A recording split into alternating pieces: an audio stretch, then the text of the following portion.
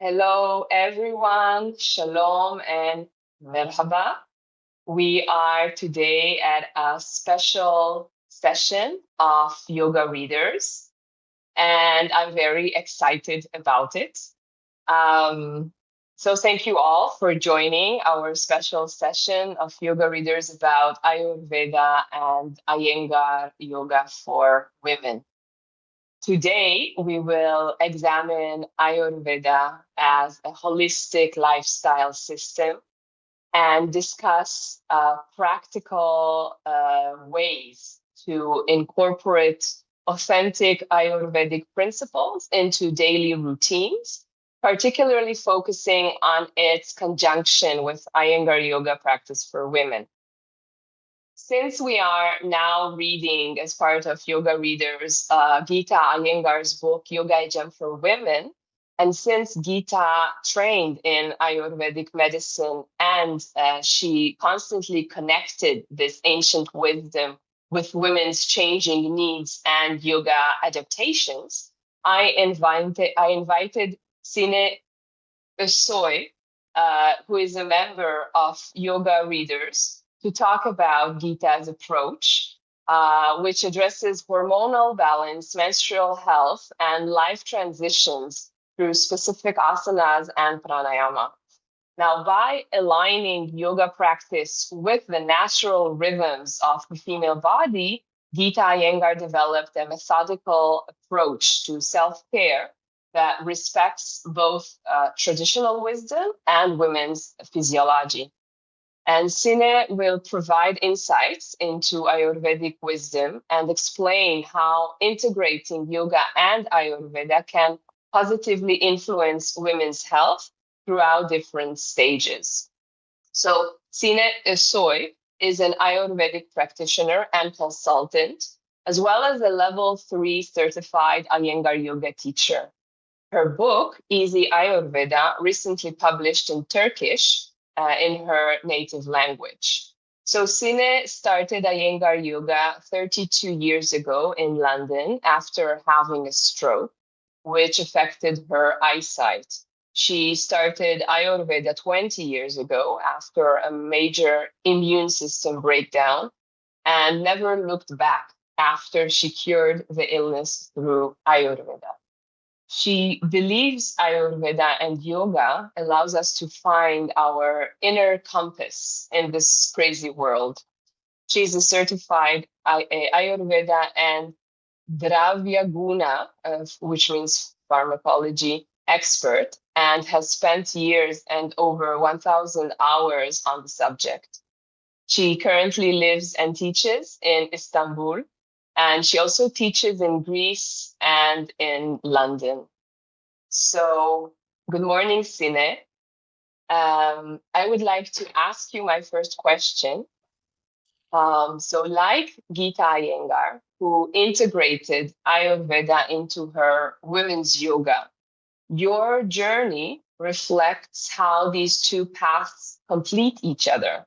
So, how did Ayurveda shift your approach to healing and yoga? Well, you kindly told my personal story, but I'd like to add one little thing to it because this will really answer the question from a personal point of view. When I started yoga in 1994, oh my God, so many years ago. Iyengar yoga classes all over the world has this structure of weekly sessions, and the end of the month is generally restorative. And despite the stroke that I had, despite my shortcomings in life, I have to say, for the first 10 years, I skipped the restorative classes because 10 years is a long time. Because I thought, I can just do other things for the day. Because for me, restorative was not something to do. Whereas being a high Pitta person, I constantly crave for work, and even more work. How can I do 50 things in shortest space of time and be really proud of myself? Which was, it's a little embarrassing. But when I started Ayurveda, due to my illness, it was before then, but more so during that time, I started doing restorative poses because there was no energy, there was no bala. Bala means energy and internal, thank you, Agi, internal energy to do anything. And also it's a really complete breakdown of immune system, actually. So I started doing the restorative on my own. And then throughout the study of Ayurveda, it was really obvious to me as an Iyengar yoga teacher how Iyengar yoga complemented the Ayurvedic timescales and Ayurvedic principles. Because Ayur means life and Veda is science. We all know, hopefully, about Vedic studies. So Ayurveda is a science of life. And one of the most unfair things that is being done to Ayurveda right now is that it is used as a wellness methodology, whereas this is a huge science and it gives you a holistic approach to how to live healthily in this world. And it brings your understanding to your inner compass, which we are all lacking in this crazy world, if I may say so. So in Ayurveda, Ayurveda clearly suggests that life, that we carry prana in this body, in this life, and our body consists of physical body, the mind, soul, and the senses. One is not different from the other. And coming back to your question, all this life methodology that is being generously offered to us by Ayurveda and our teachers, I realized that you also have to rest to come to that. And it's an incredible insight, and it took me so many years to understand this, that one also has to rest to actually work better. And then as we go along, you know how I started yoga with Ashtanga naturally because I'm a Pitta person and I have to do all the time. And after not after, but I was doing Ashtanga yoga when I had my stroke. So and after the stroke, I gave a break for a little while, and then I moved on to Iyengar Yoga completely by coincidence in London with a phenomenal teacher called Glenys Shepherd. And when I started studying Ayurveda, I realized how Iyengar Yoga was so complementary to the circadian rhythms, and how Light Tone Yoga gave when to eat, what to do during yoga, and how also each week we concentrated on something else because on another subject, and we literally gave a lot of energy to restorative practice where we connected with our prana and more so with our inner compass. And of course, in Ashtanga yoga also, there's no restorative, as you know, unless you're dying. But so basically, it gave me this sense of journey into your own senses through yoga and Ayurveda. But without Ayurveda, I didn't realize. I was just only resting if I was about to, pass out. So they are sister sciences because they both share the same goal of that as a person, we create union between the microcosm and macrocosm. So does that answer your question? Have I just gone too far, or? No, it was very insightful.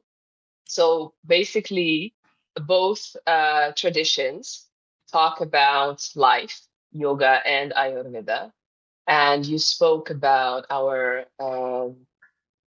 cycles and how rest is important, and that you got to this understanding through physical stuff you were going through. And before we move on to my next question, could you just tell us the difference between Ayurveda and yoga? That's a hard question. Actually, because they are sister sciences, I would say, and as I said, because we create union between microcosm and microcosm, I don't think there are a lot of differences, because yoga gives us a sense of alignment within our body, soul, and health. We are more into our, we understand where our fingers are, where our toes are, and where our body is. Yeah, and you'd be surprised how many people are not really aware of what is happening with their body. And Ayurveda gives us compass to our inner body and to our mind. This trend that's called mindfulness, which is lovely. But when you do yoga and Ayurveda, it naturally seeps into your mind and it seeps into your body. And the difference between yoga and Ayurveda is probably Ayurveda gives us more extensive understanding and knowledge about how we live our daily lives and how we regiment our lives. Regiment is not the right word, but because I am a Pitta, I keep thinking regiment, but it's not really the right word. How it gives us guidance to throughout the day with the circadian rhythms, and throughout the seasons and the year and lifetime. And yoga does have similar qualities, but of course nowadays it is more of a physical endeavor, and we are more in tune with our inner internalization of the body with Ayurveda. If you give me just 1 minute, because I don't know if you can hear it, but there's a building site, so can you hear it? No, we are okay. I can, so I'm just going to close just 1 minute. Okay. Until Sine comes back, I'll just say that if you have any questions, you can write them in the chat. And we can also have time for questions in between subjects. Yes, if you I'm have back. them. Great, Sine.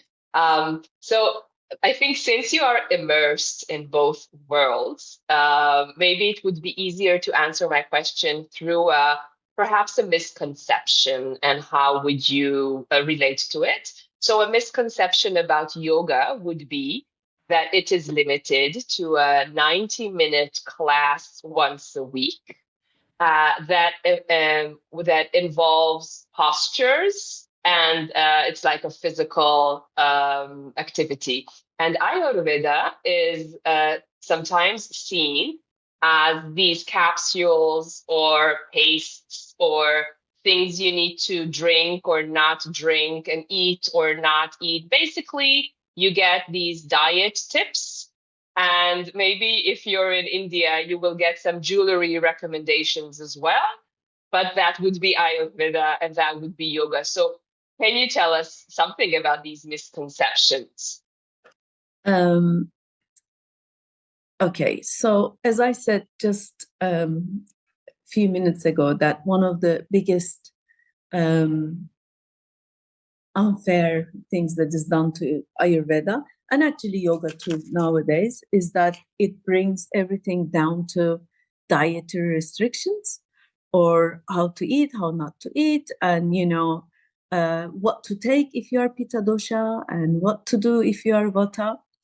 And this is a huge misconception. because Ayurveda consists of it's okay. Let me start with Charaka Samhita, which is first book of Ayurveda, and it's got about 7-8 volumes. And this is, I just brought it to you so that you can understand. This is Charaka Samhita, volume 2, and they're based on sutras. So just like Patanjali's Yoga Sutras. And each sutra gives, thank you, Agi. Each sutra gives us guidance as how to manage ourselves, not just physically, but also mentally and emotionally. And there are treatments, there are suggestions, and there are a lot of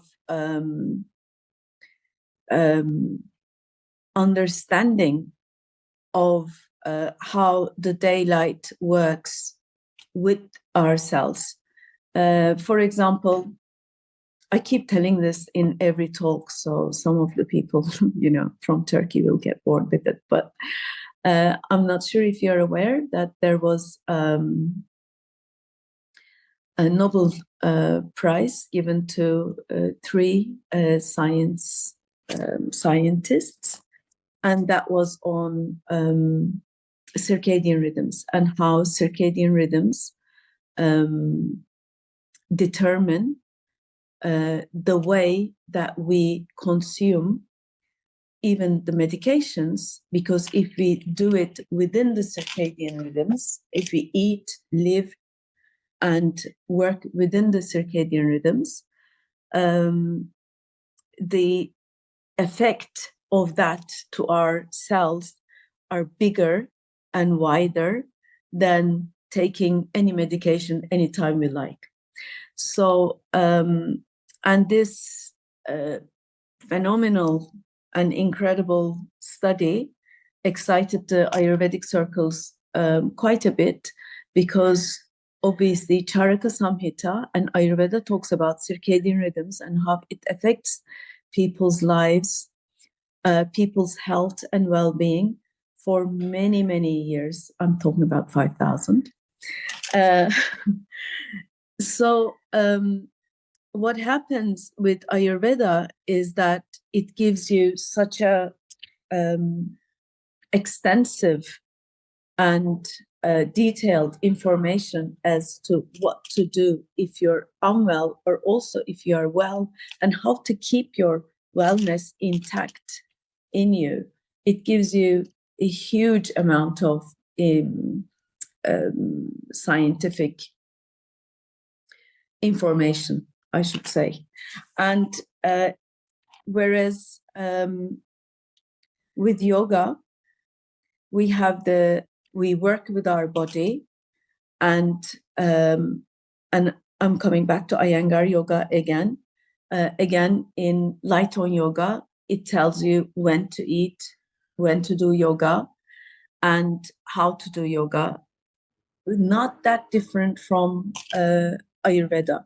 And the Yoga, A Gem for Women, which we are reading right now with you, and thank you for that also, that it also suggests how we can shape our yoga practice, especially in womanhood, into our day, so that we can get more benefit from it. 90-minute yoga is not necessarily possible every day. Sometimes you can do it 15 minutes, sometimes you can do half an hour. What matters is that within the circadian rhythms, early hours in the morning, if you do even 15 minutes of stretch, or if you want to wake up with the sun,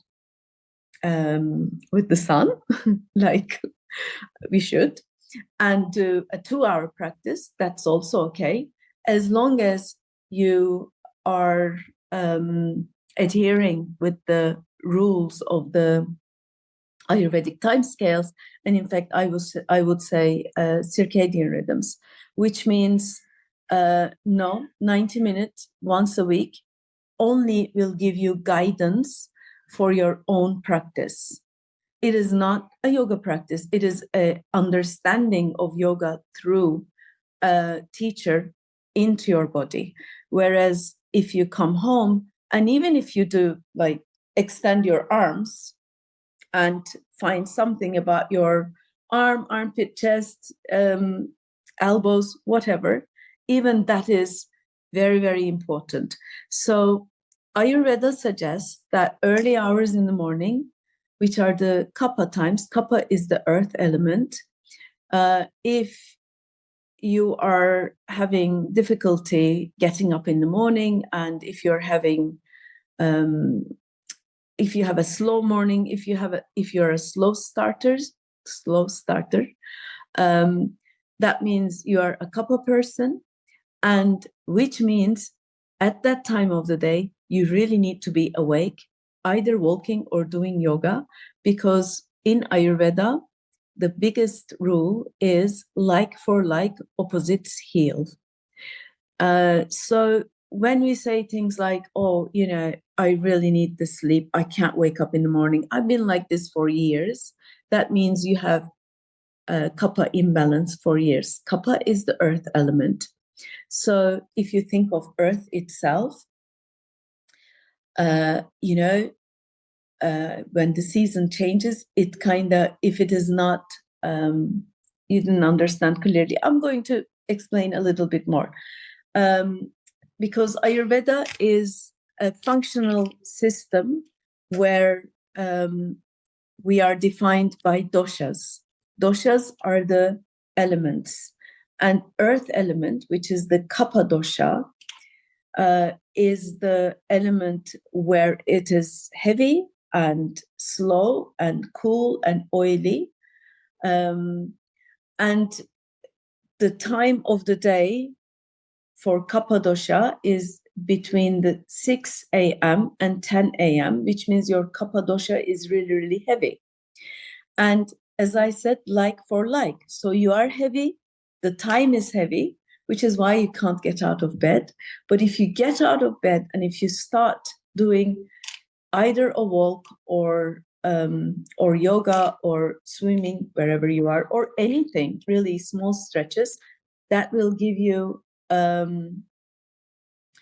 good start for the day, and it will give your body a cleanse. Yes, Agi. Just to keep the structure, I would like to ask my second question, which is about doshas.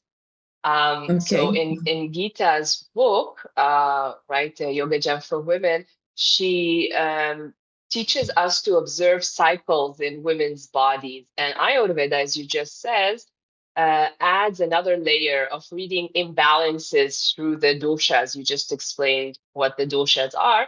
So my question is, how can yoga teachers or even yoga practitioners notice signs of dosha imbalance? Let me just finish the first question first, just quickly, because I haven't quite finished it. But because, I'm just going to wrap that up. The way to do yoga, which is clearly stated in Light on Yoga, is to do your own practice, to learn your own body, and to listen to the body and its whatever it's saying to you, to listen to your inner compass clearly and objectively. Because as I was saying, when I was Pitta, I didn't rest because, Pitta doesn't rest. It's like it hasn't got that sense. Pitta is the fire element. So just by adhering the rules of Iyengar Yoga, you can have a balanced yoga practice. And we have incredible good resources in our hands, especially Geeta Iyengar's book. So when it comes to the doshas, I would like to talk about the gunas first, because doshas are, we are all born with a dosha. Dosha is our physical metabolism, how we operate in this world, within this body. And dosha tends to imbalance, dosha tends to, I'm not talking about those gunas, by the way, but I'm going to come back in a minute. Dosha tends to imbalance, dosha tends to go out of way, because, as I said, like for like, opposites heal. But Ayurveda uses Gurvadi gunas, which are the 20 gunas. Guru means heavy in this, not the guru that we know, and Adi is first. So Gurvadi gunas are the first heavy gunas. They are, because Ayurveda believes that the whole of the universe is actually made by these gunas.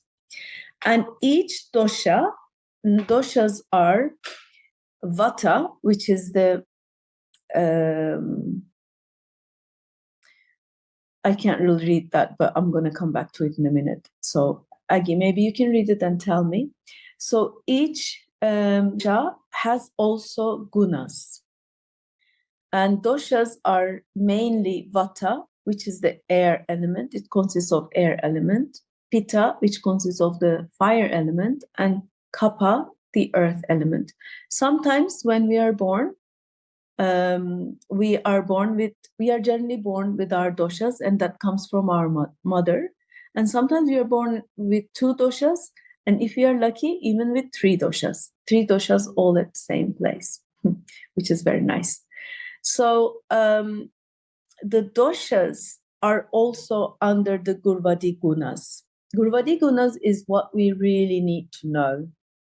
And they are the opposing elements in yoga and Ayurveda. For example, if I'm just going to give you a really, really quick example, because it's so much easier to understand it like that. So heavy and light, it seems so obvious, right? Heavy and light. It's like, what is that? Is that a guna? I mean, you think it's called guru and lagu. So this basically means, and don't forget, opposites heal. And when you're heavy, you don't want to get out of bed. You don't want to get out of the house.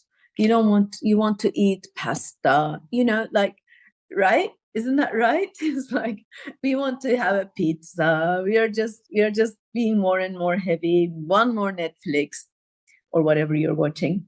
So whereas Ayurveda is suggesting, if you're heavy, then you should do something light. Eat light.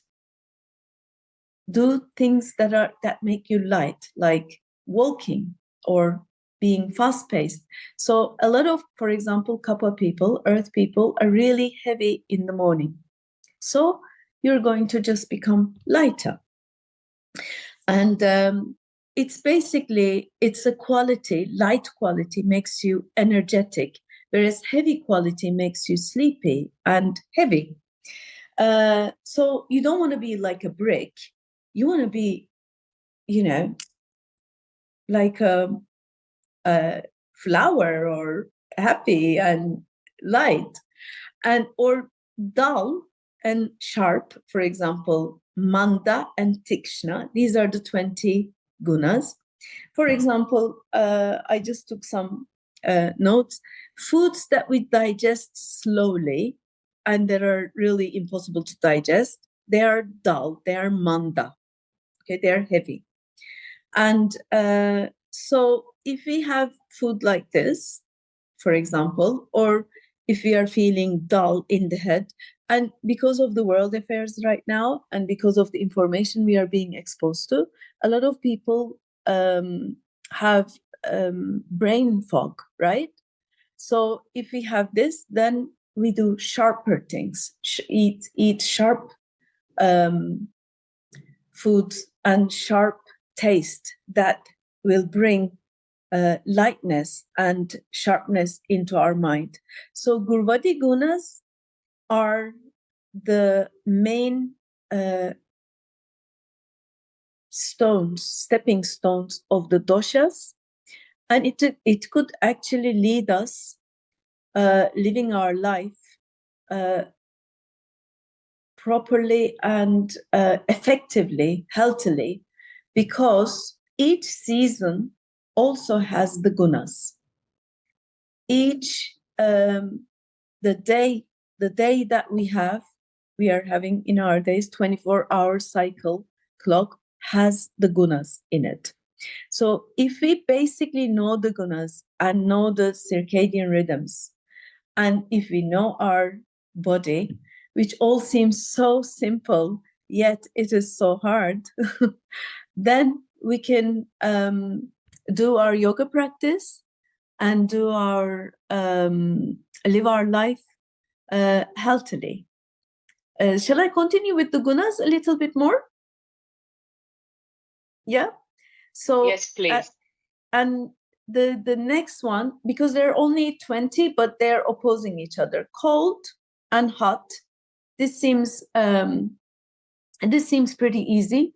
And when I give this example, mostly to my students, cold and hot. You remember when you were like, your grandmothers used to say, it's so cold outside, so wear something, to keep you warm. This is exactly it. If you are cold, you need to keep warm. It's so simple.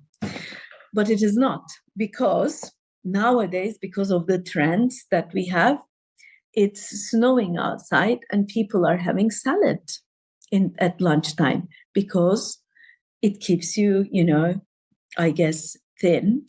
So there's a big shift in the cultural realms that people are getting attracted to.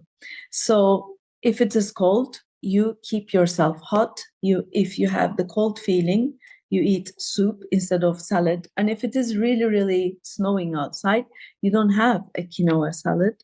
You have soup, just like your grandmother did, right? Or you don't have a protein shake because you did a Pitta exercise, and then, because that will also keep you hot. So, and then there is the unctuous and dry, snigdha and ruksha. Unctuous and dry. Unctuous is humid weather, for example, is unctuous. It's oily, humidity. You have this, your skin becomes very humid, and it's oil. It has that oily feeling, and if if your mouth, nose, they could get dry sometimes. So you have to balance that with some foods and sometimes with oil. So if you have oily body, for example, you don't put oil on it. Instead, you do dry brushing so that the oily skin has a more fire element to it. And then there is the smooth and rough, which seems a bit more easy to understand, because smooth is smooth, mellow, lovely. You like to eat sometimes smooth foods like cooked, or maybe with lots of oil. And then raw foods require a lot of chewing. For example, if you eat raw food and you really have to chew, these are rough. And then the solid foods and liquids, solid and liquid, also in our daily life, we can come to that. Sometimes our thoughts could be so solid. We are not just talking about food, but the Gurvadi gunas, you can bring it to all life matters. Our stool can be solid. Our thoughts could be solid. Our feelings could be solid. For example, have you heard people saying, I always do it this way? Okay, this is a solid outlook. That means the solidity needs to become more liquid. more softer.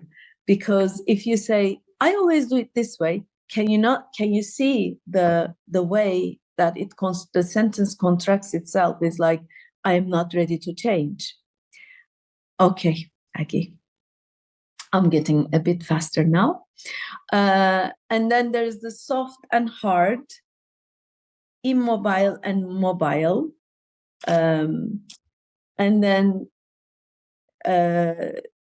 bulky and subtle, clear and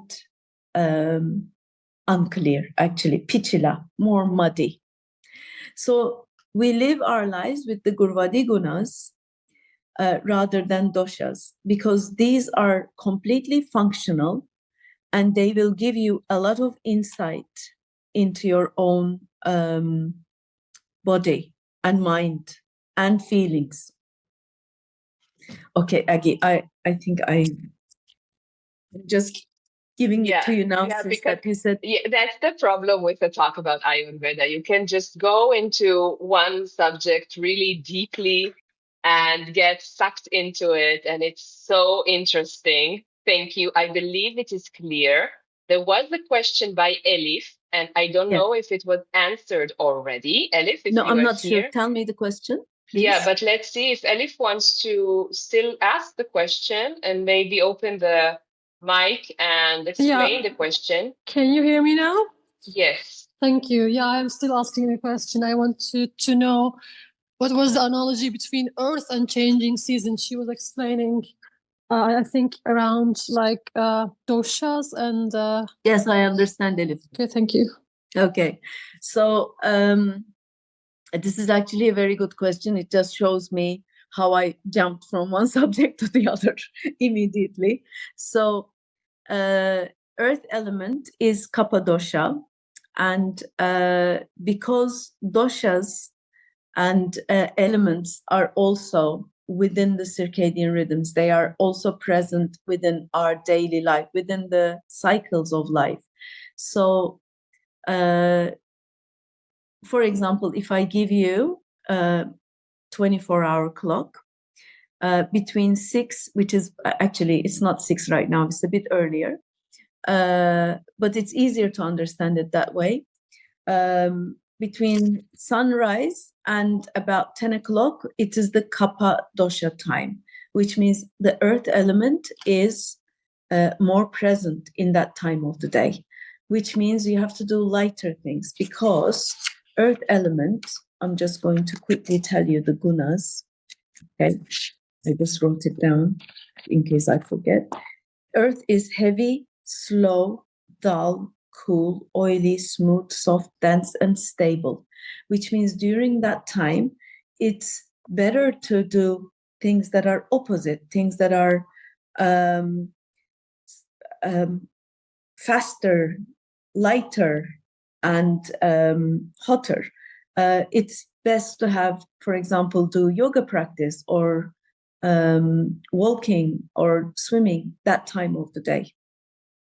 And that is the earth element. Whereas there is also the Vata element, which is the air element that we are, say, born with, our doshas. And Vata is generally the ruling dosha, but it's dry, light, and cold, rough, subtle, mobile, clear. It's a very enthusiastic dosha. And our from Kapha time, just before Kapha time, it is Vata time. So during Vata, so for example, 4 o'clock in the morning, do some people just wake up at 4 o'clock in the morning spontaneously? That means Vata is slightly going out of order. And if you are over 50, post-menopause, that is inevitable, or even mid-menopause, or even anything.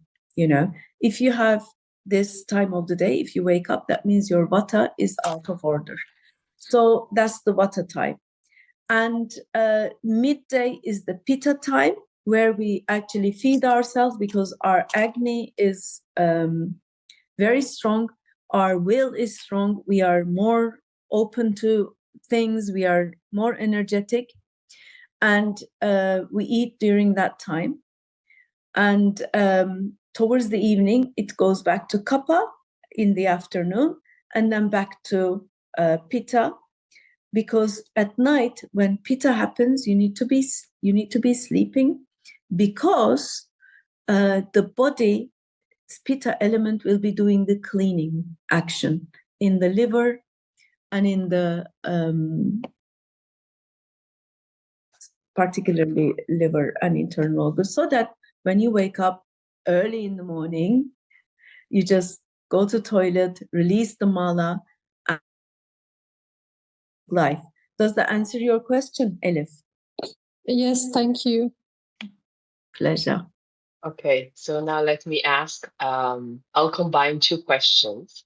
Okay. And this perhaps relates to the Gurvati gunas that you just spoke about, since Geeta designed practices for calming or energizing, so something more stable or something more dynamic.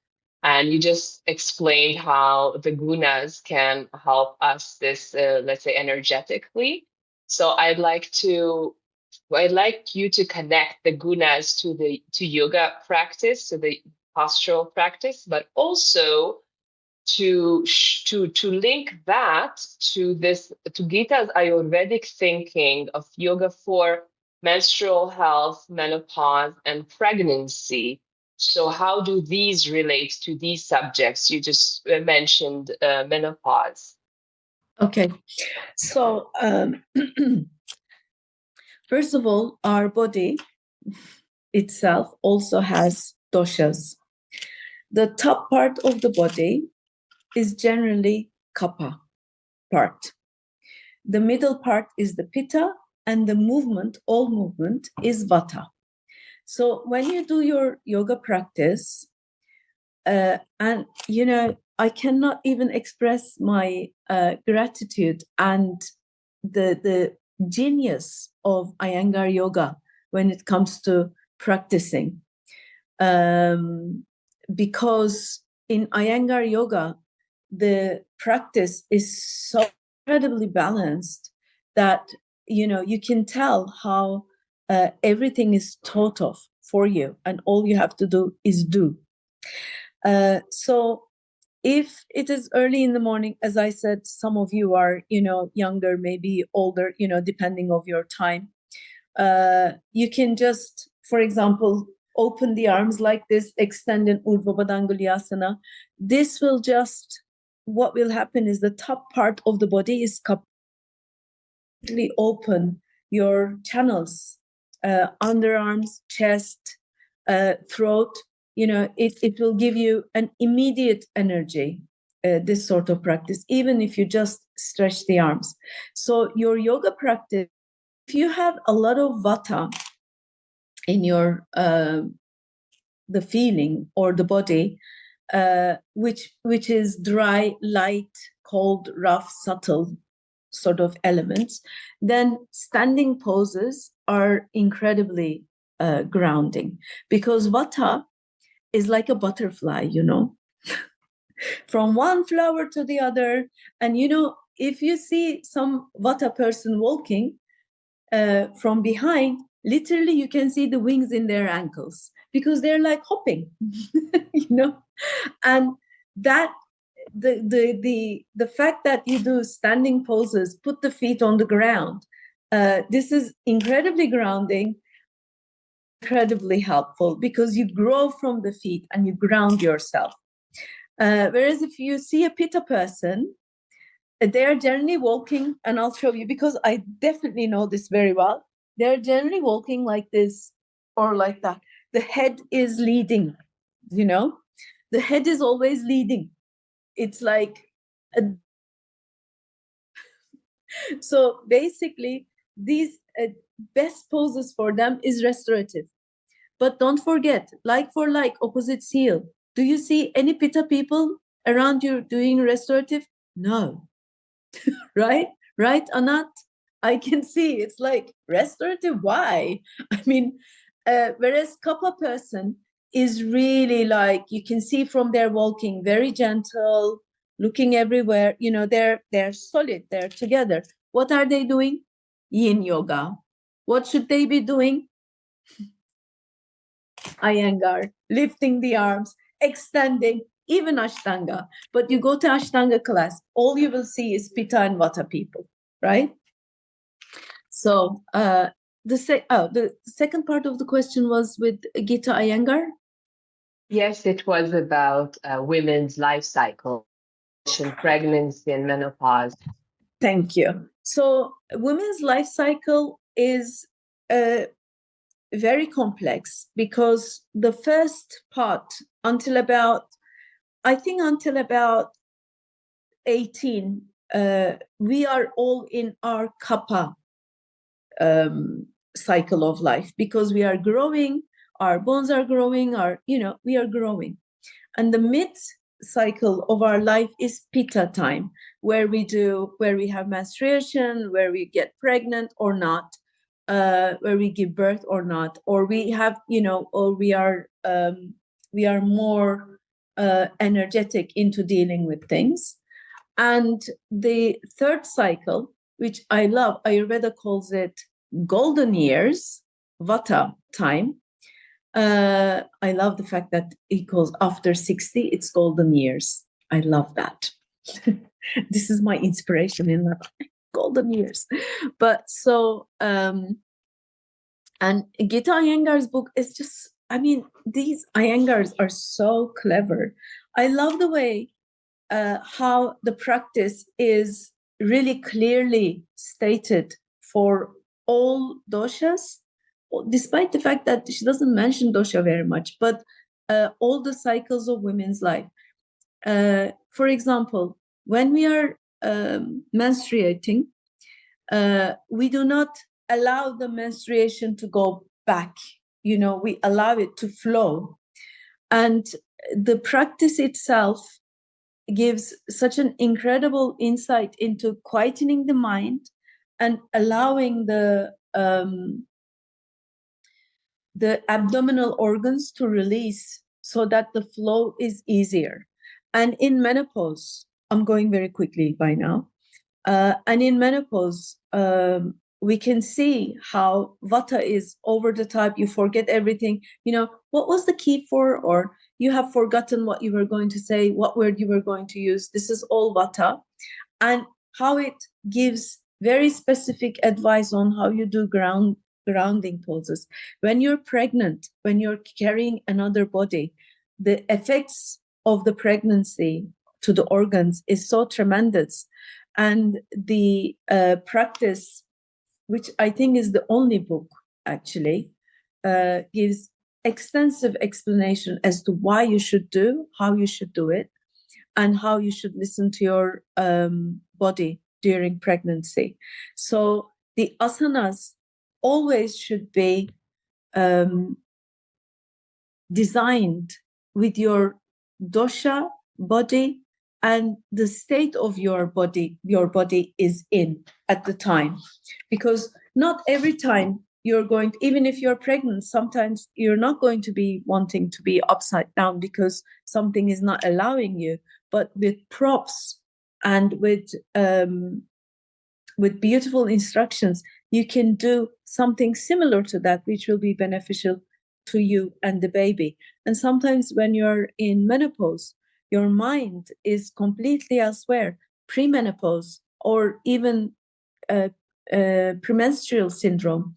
The mind and the body, they are not aligned, but the practice gives us a perfect sequences to align the body and mind. Yeah. Any other? And did I give answer, Agi? Yes, I believe so. We don't have any other questions on this topic right now. So I'll just go and ask. Geeta gives detailed practice for menstruation and recovery, and you just mentioned PMS as well. And I would like to know what Ayurvedic principles support menstrual balance, so throughout the menstrual cycle. What Ayurvedic principles? So the menstrual cycle is a time where women have to be wise and be with their own body. And in the old times, it was always women had it in the menstruation in full moon. And in the full moon, they kind of moved away from their usual community because they wanted to be with their wisdom, with their body wisdom. So during that time, the yoga practice should be soft because the belly, the abdominal organs should be soft. The body is going through a change. You're releasing something from your body, and it has to have restoratives. The eating should be always soft and light. So I'm going to talk a little bit about sweet taste because a lot of people would like to have sugar and sweets during that time. A lot of women who are having menstrual cycle. So during that time, it would be good to have. I'm not saying don't have sweets because in Ayurveda, madura, which is the sweet taste, is the most important taste. So we need to have, for example, rice, dal, that will just combine the sweet and the protein.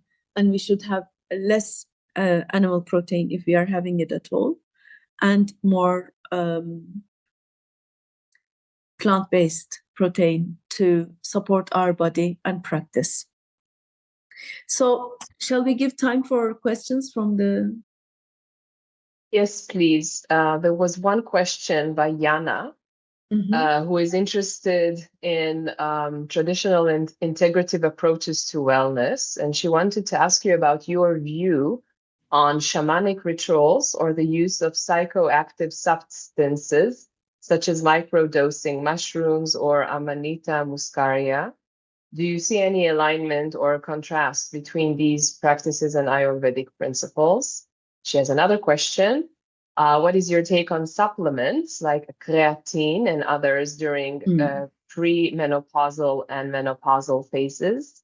So do you see a role for them in supporting women's health from an Ayurvedic standpoint? And there was another question by Parimala about why is menopause called golden times? Golden years. Okay. Golden years. And Sony asks, what do you suggest to do if you are a Pitta person? But maybe that's for a personal diagnosis. Okay, let's start with the mind-altering substances. I'm not really sure what Ayurveda says because there is a section in Ayurveda to treat mind diseases with certain medications that are probably mind and feeling altering. But I don't really have enough information on that because my whole practice is to be aligned with, as awake as possible, as sober as possible to my body and to the world around me. So I don't have any experience, nor I have read about it. I think it's used in trauma, and in this case, with the doctor, it's possible. The second part, the supplements. This is like a really super important subject because, as you know, Ayurveda is a functional system of medicine, and one of the most important parts of Ayurveda is that it deals with digestion and how we all sorts of digestion, as in liver digestion, small intestines, large intestines. And if you do not have good digestion, then every supplement you are taking comes back to you as toxins because you are not digesting them. It's not that you are what you eat, it's you are what you digest. So if you have bad digestion or even changeable digestion, any supplement, including the best supplement in the world, that is going to make you younger, better, whatever, it is going to come back to you as toxins because your body is not receiving the nutrients. The supplements are okay if you see possibly an Ayurvedic consultant or a doctor who will inform you that your small intestines are able to digest things. Then you can take supplements and they are never forever. Everything that you have in your kitchen cupboard can be your medication. And I'm just going to give a little trick to all of you. After this talk, go and have a look in the mirror and open your mouth, take the tongue out. If you have dentations, yes, that's dentations at the side of the tongue, okay, which I'm afraid most people do, that means your tongue is swollen and they are the teeth marks. This means your small intestines are not digesting the food. You have a small intestine problem and no amount of vitamin is going to do you any good. I'm sorry, this is a bit severe, but that's the way it is. And why are we calling, I'm sorry, it's a bit like, what? I have small intestine problem, I'm fine. You were fine till now. But why are they golden years? Can you not feel it? You are full of energy, you have a nice life and you're trying, what your body, you are eating well and, you have abundant love and generosity and your mind is clear because menopause is over, thank God. So you don't have PMS, thank God. So you have all this clarity around you and you have, people looking up to you and they're asking for your wisdom. Of course, it's golden years. It's fantastic. What else could it be? Thank you, Sine. One more question from Yuval is what do you think about a vegetarian diet? What do I think about it, or what does Ayurveda think about it?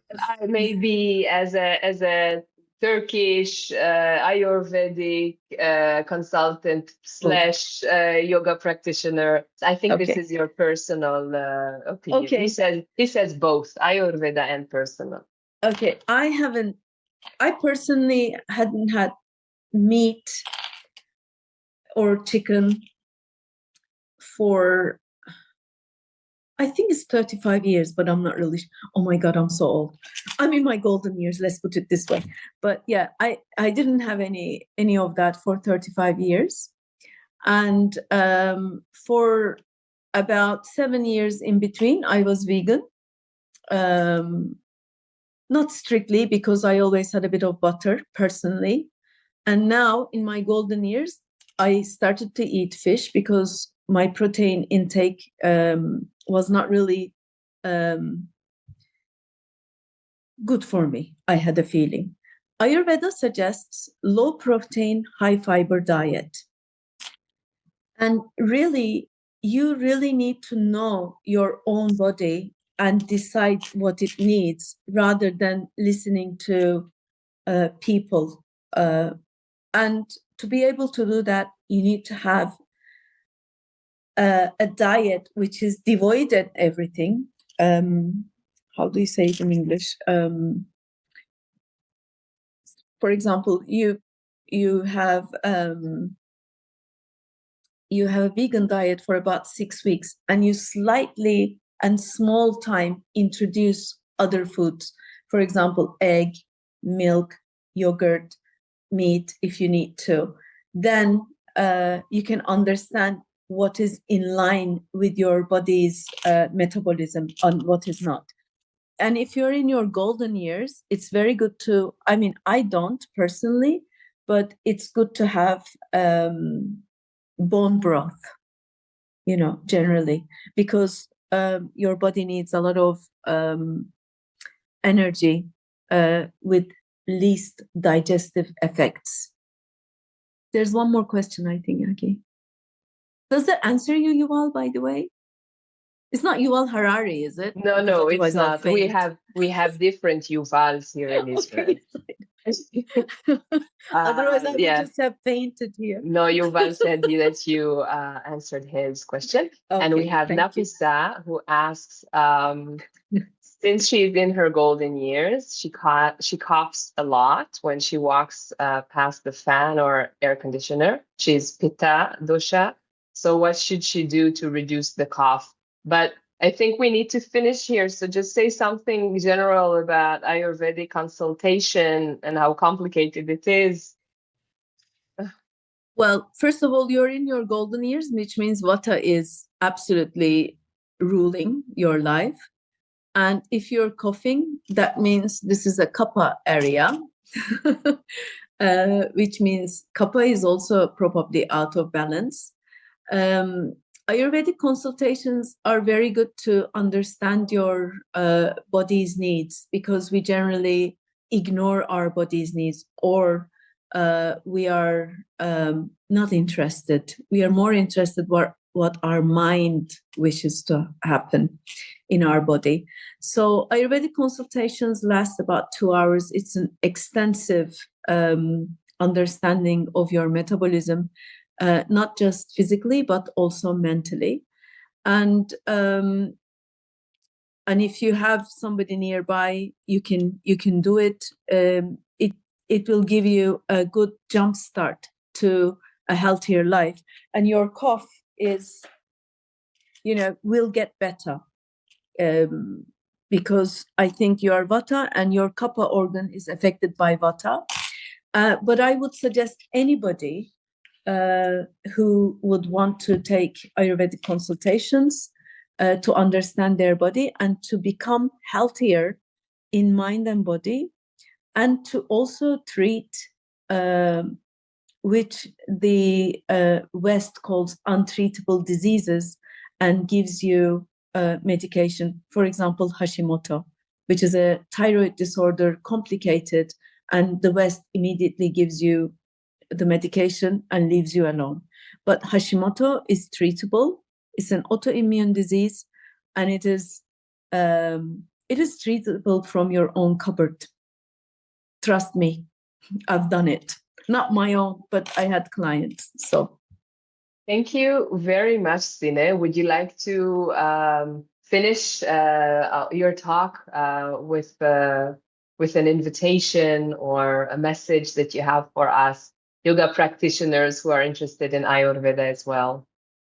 First of all, thank you, Agi, for opening this space for me. It was really nice. And it was really interesting to meet, even online, with people who are outside Turkey. I think if you get something, just one thing out of this talk, it would be best to get like for like, opposites heal. This will slowly improve your understanding of your own mind and body. Don't take it lightly. It's a really important and actually quite hard work to say, to be able to say like for like, opposites heal, because we don't know what is actually triggering us. And the best second thing you can do is feed your hunger, not your appetite. Because the appetite says, it's 9 p.m. and I want a chocolate cake. That's not your appetite, that's even your mind. So be aware Ayurveda gives you huge awareness of your needs and of your body. And you can do, I hope my book will be translated in English one day so that I can tell you, but you can slowly bring small rules of Ayurveda into your life, very slowly, and just observe how it actually transforms you. Sorry, I can't talk. Transforms and changes you forever. That's all I can say. Thank you, Agi. Thank you very much, Sine. I invite everyone to open their microphones and thank Sine personally. Thank you. Thank you. Thank you. That's great. Thank you. Thank you so much. Thank you. Thank you. Thank you. Thank you. Thank you. Thank you. Thank you. Bye.